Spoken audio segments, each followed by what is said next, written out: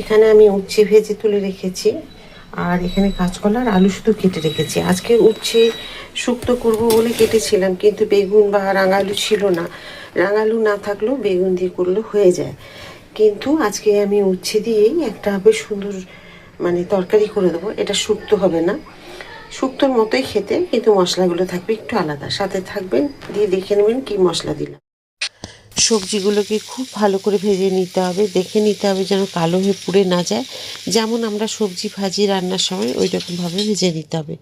দিয়ে দিলাম পরিমাণ মতো নুন, যতটুকু লাগবে, আর সুন্দরভাবে সেদ্ধ হয়ে যাবে নুনটা দিয়ে দেওয়ার জন্য। আমি এখানে দেখুন মশলা দিয়েছি 1 ইঞ্চি আদা, আর 4 ভাগের 1 ভাগ দিয়েছি নারকেলের টুকরো করে করে, আর 3 চামচ দিয়েছি পোস্ত।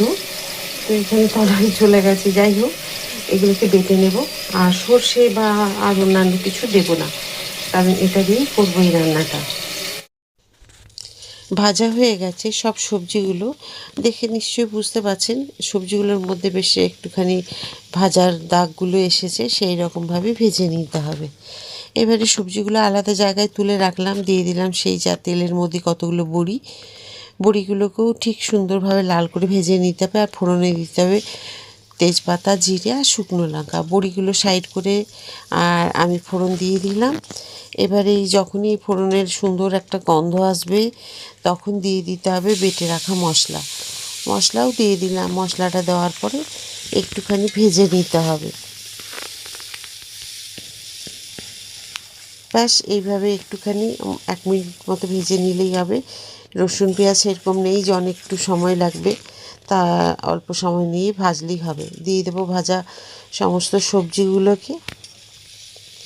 এই যে রান্নাটা না একটা অসাধারণ স্বাদ হবে, আর গন্ধটা দারুণ আসে এই রান্নার, এইভাবে যদি তৈরি করেন।